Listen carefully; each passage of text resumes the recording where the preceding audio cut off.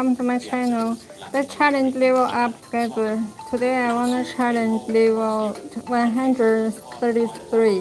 Let's do it. It's a very cute.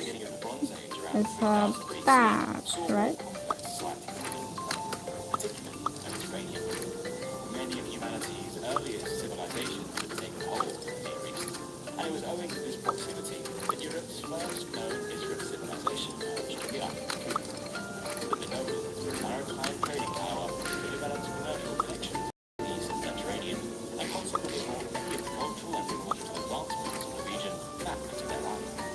They were large stone palace complexes, just as the Colossus, and adorned with some of the finest artworks early European. The Minoans were followed in later years by the Mycenaean civilization on the Greek mainland, which began around 1600 BC, and which spoke an early form of the Greek language. Within a few centuries, however, the Bronze Age world would suffer a sudden and dramatic collapse. Across the eastern Mediterranean, several civilizations ended abruptly around 1200 BC, possibly due to a combination of invasion, internal strife, and environmental crises. What followed was a period known as the Greek Dark Ages, with the once thriving population of the region becoming silent, and the technological and cultural knowledge they developed over the past centuries being lost. Elsewhere on the continent, other early European cultures and civilizations remained unaffected by the climate influence of the Mediterranean. Across what is now Austria and Germany, the Celtic Hallstatt culture rose to prominence and would soon spread across much of Western Europe. In Italy, the ancestors of the Etruscans were beginning to emerge, and across Scandinavia and the British Isles, a thriving Bronze Age continued to flourish. But it was only with the arrival of the first millennium BC that the light of advanced civilization began to re-emerge. Out of the darkness that had taken hold in Greece, cities like Athens, Sparta, Thebes, and Corinth began to trade across the ocean once again. They established contact with the Phoenicians in modern-day Lebanon, from whom they adopted a new alphabet, which allowed the reintroduction of reading and writing. This redevelopment of the common language saw further advancements such as a shared religion, forms of government, legal codes, as well as new cultures and learnings to emerge in the form of philosophy, science, mathematics, sports, theatre, and music. Armed with this new knowledge of the world around them, the Greeks began to expand beyond the realms of their own borders and founded numerous colonies along the shores of the Mediterranean and Black Sea between the 8th and 6th centuries BC. Back in Greece itself, Athens had become the leading cultural and civic centre of Europe by the 5th century BC. It pioneered the use of democracy and was home to great philosophers such as Socrates and Plato. Architectural landmarks such as the Parthenon, all of which provide important foundations of what they become the hallmarks of Western civilization. The developments made by the European city-states were nevertheless delicate and fragile. At the start of the 5th century BC, they faced the threat of being absorbed in the expanding Persian Achaemenid Empire, which tried to bring Greece and its unique civilization under its sphere of influence. Despite repelling the invading Persians in battle on numerous occasions, like those fought at Marathon and Plataea, internal conflict among the Greeks soon followed. The long protracted rivalry between Athens and Sparta drove the Peloponnesians from 431 to 404 BC. Although Sparta eventually won out, it ultimately left Greece at the shore of Egypt. And, in the aftermath, a new Greek kingdom of Macedon rose to prominence. After King Philip II conquered all of Greece, he was followed by his son, Alexander the Great, who embarked on an extraordinary campaign to conquer the rest of the known world. Beginning in 334 BC, Alexander marched east, and within a decade, toppled the vast Persian Empire, extending Greek rule as far as Egypt and India. His empire was nonetheless short-lived, for he died just a few years later, in 323 BC. But, on the other side of the Mediterranean, a newly emerging power was on the rise, one that would leave a long-lasting impression across the continent, which is still visible to this day. The city of Rome was reportedly founded by the twin brothers What? Romulus and Remus in 753 BC. Its formative years were ruled under a monarchical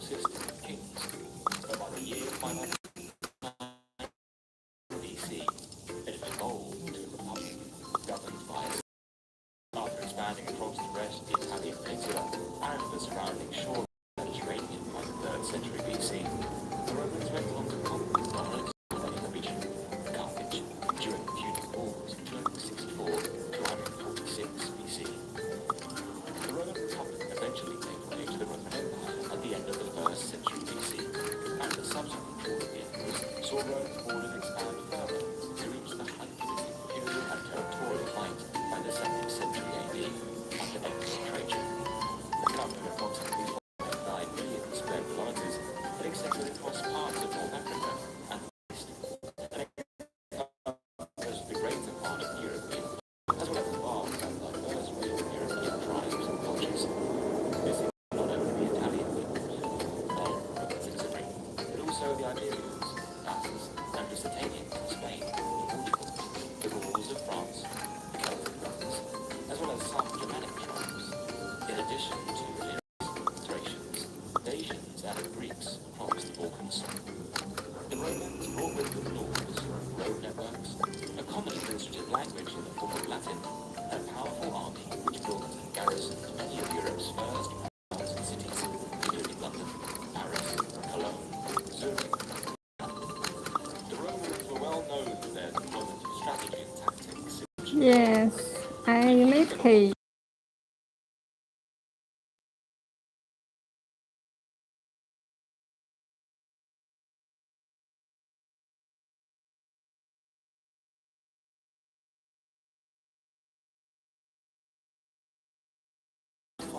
Tanks, planes, helicopters, and ships in 10 major nations, ranging from biplanes, armored cars of the 1920s to the fighter jets and main battle tanks of today. Now we challenge level 134. Let's do it. Were incredibly detailed vehicles, realistic graphics, and authentic sound effects place you at the helm of the most powerful war machines of our time.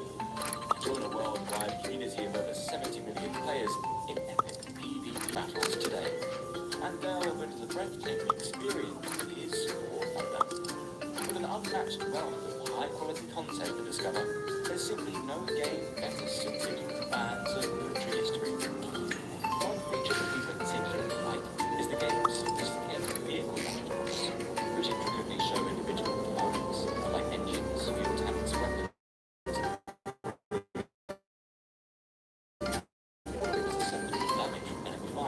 just like their real-world counterparts. We recommend War Thunder to anyone interested in history, as you can get as close as virtually possible to taking part in a genuine historical war, which you can customize with countless camouflages, historical markings, and decoration options. Play War Thunder now for free by using the links in the video description or pinned comment to sign up. New players, and those who haven't played in 6 months, will also receive a massive bonus pack on PC or consoles that includes multiple premium vehicles, the exclusive vehicle decorator, Eagle of Thunder, 100,000 silver lions, and 7 days of premium account. Available for a limited time only, so don't miss it.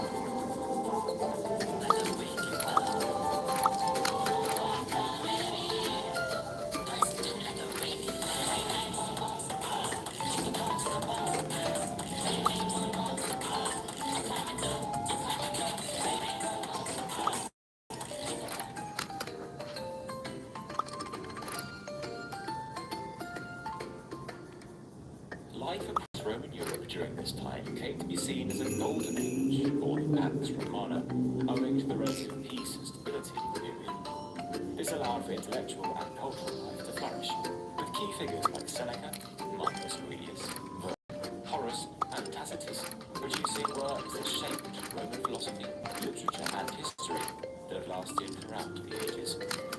However, from the 3rd century AD onwards, the Roman Empire entered a period of severe instability marked by plagues, economic decline, and revolts. Alongside some institutional changes intended to strengthen the empire,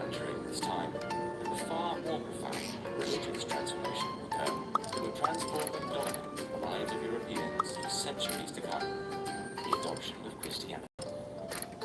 What had started out as a minority sect in Roman Judea quickly spread across the empire and into Europe during the early centuries. Despite the widespread persecution by Roman authorities, some of the early churches were established in cities like Rome, Athens, and Lyon during this time. But the most significant developments of the faith came when Emperor Constantine's Edict of Milan formally permitted the religion to be practiced within the empire in the year 313 AD, which was later followed by Emperor Theodosius I's declaration, which made it the official religion of the empire in 380 AD. Although the Roman state continued to falter and subsequently split into two separate empires by 395 AD, the Christian Church grew in influence and cohesion to fill the power vacuum and lay the foundations for a religious landscape that would dominate Europe for millennia. Beyond the empire's borders existed a patchwork of European peoples, otherwise known as barbarians, which the Romans had failed to win over either militarily or culturally. This consisted primarily of the Germanic tribes scattered across South Germany and Scandinavia, as well as the early Slavic populations of Poland and Belarus, in addition to the Sarmatian peoples who roamed the plains of modern Ukraine. However, in response to other migrating pressures from peoples pushing westwards from Asia, coupled with their desires to exploit the weakening position of the Roman Empire, these barbarian tribes of Europe soon began to cross the borders. From the late 4th century onwards, waves of predominantly peoples began invading and later settling across what had once been Roman territory. Angles, Saxons, and Jutes from Denmark and Germany overran Britain. The Franks expanded into Gaul.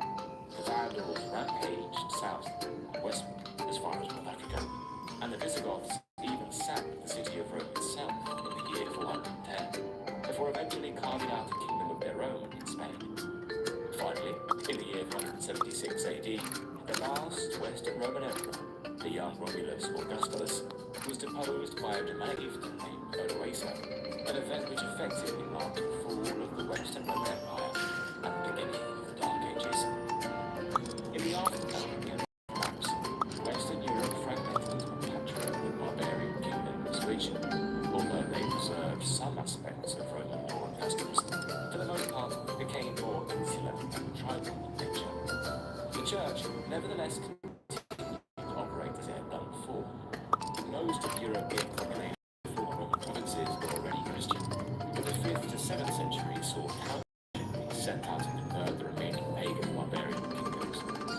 Some of the earliest Germanic converts were the Visigoths, Burgundians, and Vandals, but the first major kingdom to embrace Christianity was that of the Franks, whose king Clovis I was baptized in 496. In Ireland, which had been Christian since the 5th Oh century, no, I failed. powerful I'll monastic try culture again. which released missionaries and spread the faith across Scotland, northern England, as well as continental Europe. The Church provided literacy, law, and organizational stability to many of the newly created kingdoms of Europe, offering monarchs political legitimacy based on a divine right to rule. In doing so, the Catholic Church established a cultural and religious environment that would define Western Europe throughout the medieval period to come. Meanwhile, in the East, the remnants of the Eastern Roman Empire, otherwise known as the Byzantine Empire, remained a shining light in classical civilization. The Byzantine emperors continued to style themselves as Romans and presided over a wealthy, urbanized state that encompassed Greece and the Balkans, as well as parts of the Middle East and North Africa. Constantinople was a powerhouse of economic, cultural, and military strength, making it the largest and richest city in Europe, if not the world. Much of this was owed to the preservation of ancient Greek and Roman learning, which had otherwise become forgotten in the West. Despite retaining this sophistication, the Byzantine Empire also underwent similar challenges to its Western contemporaries, namely its own religious transformation, as the early Christian Church evolved into the distinctive Eastern Orthodox faith, as well as witnessing incursions into its territory at the hands of newly emerging threats. The rise of Islam during the 7th century, Byzantine lands in the Near East fall to Muslim forces. The early caliphates also rapidly expanded across North Africa, and by the beginning of the 8th century, had crossed the Straits of Gibraltar into Visigothic Spain. thereby establishing the first major Islamic presence on the European continent. By around 720, most of the Iberian Peninsula was under the rule of the Umayyad Caliphate, which was threatening to advance further into Christian Europe. This expansion was brought to a halt in the year 732, when the Frankish leader Charles Martel defeated the Muslim armies of the Barbary Turks. Although defeated, the Muslims of Iberia, otherwise known as Moors, subsequently established a power base for themselves across the peninsula, which came to be known as Al-Andalus, and endured for the best part of 800 years. 精彩时刻到来哦！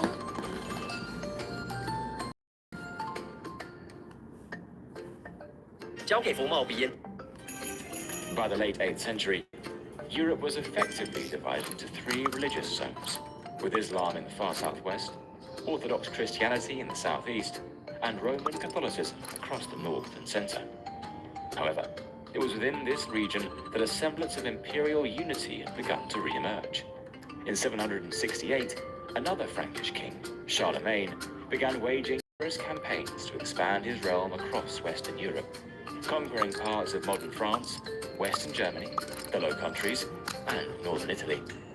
Then, on Christmas Day in the year 800, Pope Leo III dramatically crowned Charlemagne as Emperor of the Romans, thereby asserting the revival of the Western Roman Empire, at least in name. The subsequent Carolingian Empire was the largest Western Europe had seen since the days of Rome, and although Charlemagne's domain did not survive long after his death, being divided among his grandsons in the year 843, its fracture laid the foundations for the continent's central power bases to emerge in the years to come. Comparatively, much of the northern extremity of the continent across Scandinavia had been little affected by the events of the past 400 years, with inhabitants of this region remaining technologically stuck in the Iron Age, and many still practicing paganism. Despite this seeming lack of progress, however, the peoples of Scandinavia were about to burst onto the European stage with a terrifying energy. The Viking Age began in the late 8th century with raids on the coasts of Britain, Ireland, and France. Driven by a mix of political and socio-economic pressures back home, the Norsemen would go on to strike virtually every part of Europe reachable by sea or river. But the Vikings were not just opportunistic raiders, they were also explorers, traders, farmers, and craftsmen who went on to create and settle kingdoms of their own across the British Isles, northern France, Iceland, Greenland, and even as far away as North America. To the east, Swedish Vikings, known as Varangians, managed to sail across the Baltic Sea and down the great Russian rivers, trading and settling amongst the local Slavic population. Out of this fusion emerged the Kievan Rus in the late 9th century, the earliest form of the Russian state, which would come to play a significant role in the development of the region in the coming centuries. It was also in the east that another power had begun to rise during this time, the Magyars. These nomadic horsemen from the Eurasian steppe invaded Eastern and Central Europe, taking possession of the Carpathian Basin before raiding further westward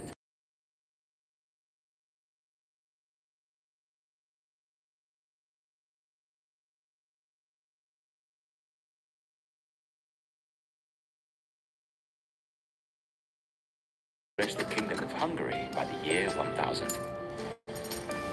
By the dawn of the new millennium, these disruptive incursions that had rocked Europe's stability over the past few centuries. So now we challenge level 135. It's hard one. Let's try. For a period of stability and growth that last for the next 300 years. The advent of the High Middle Ages saw agricultural developments, such as the heavy plough and crop rotation, introduced across Europe, which, combined with a favourable climate, led to the population increasing significantly. Many new towns and cities were founded during and became home to a growing, wealthy and powerful merchant class who revolved long-distance trade across the continent. Despite this, most of the European population remained rural, agrarian and poor, owing to the highly structured society which governed the period, the feudal system. This strict hierarchical system placed kings and other high nobles at the top of the social pyramid, who granted the lands they owned to lesser lords and knights in exchange for military service and loyalty. The peasants, who accounted for up to 90% of Europe's population, lived and worked on the land for their lord, providing food and other services in return for protection. Alongside the lords and peasants was the church, which owned its own lands, but still relied on peasants for labor, in return for the clergy providing their spiritual welfare. Thus, medieval society was divided into what became known as the three estates: those who worked, those who fought, and those who prayed. The power and influence of the church made it the dominant feature of everyday European life by the late 11th century. But events on the far side of the Mediterranean were about to bring these deeply rooted Christian beliefs into contention with Islam in the Middle East. Beginning in 1095, the First Crusade was launched to retake the city of Jerusalem from Muslim hands. Waves of European knights and commoners alike proceeded en route to the Holy Land and captured the Holy City in 1099, creating several Western European-style feudal states across the Levant in the process. Further crusades followed over the next 2 centuries, not only in the Holy Land, but also within Europe itself. The resurgent Christian kingdoms of Iberia began a reconquest of their lands against the Muslims of Al-Andalus. Likewise, the Teutonic Order orchestrated campaigns against pagans in the Baltic, and even heretical and political enemies of the papacy, such as the Cathars in southern France, were ruthlessly rooted out.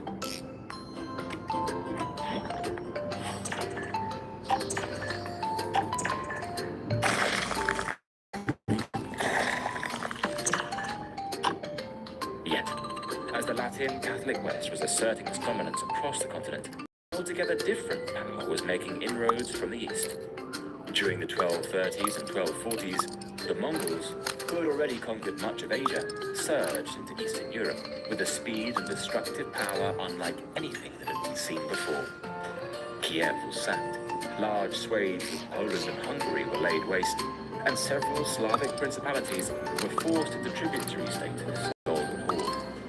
Although the Mongols eventually withdrew from Central Europe, their domination over much of the eastern frontier reshaped the region's cultural development for centuries to come, thus widening the economic and societal gap between Eastern and Western Europe.